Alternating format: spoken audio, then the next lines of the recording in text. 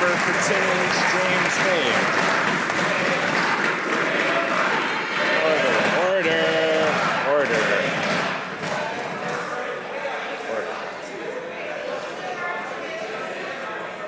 Let's put a quick stop to any chanting in the chamber. That's unbecoming. The honourable member for Timmins, James Bay. Thank you, Mr. Speaker. Canadians are hardworking. They expect better from a government that is now embroiled with 50 senators being investigated for corruption. This is a scandal that begins and ends in the Prime Minister's office, from the potentially ineligible Senate appointments to the whitewashed audit.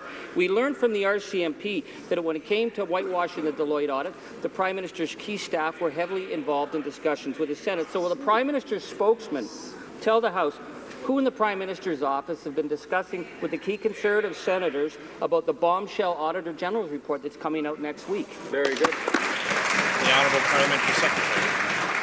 As I've said, Mr. Speaker, it was the Senate that actually invited the Auditor General in to examine all expenses of the Senate, Mr. Speaker. And if any senator is found to have broken the law, then that senator, of course, taxpayers would expect that that senator face the full consequences of the law, Mr. Speaker. But it's no different for members of Parliament.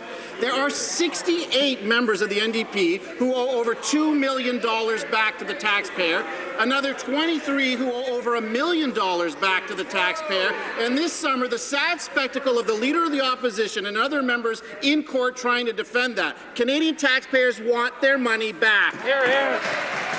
The honourable member for Timmins, James Bay. Pretty sad for a Prime Minister who promised us transparent government and hides behind the antics of that man. It says a lot.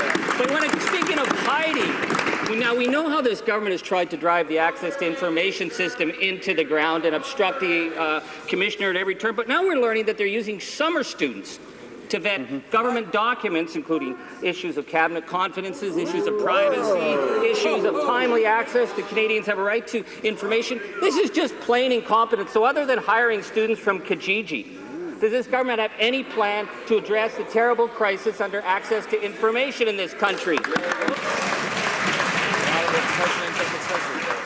Speaker, what I can say in this place is that there has never been more access to information requests that have been followed through on, that have been responded to. A record number, I believe, is 46,000, Mr. Speaker, and that is the record of this government.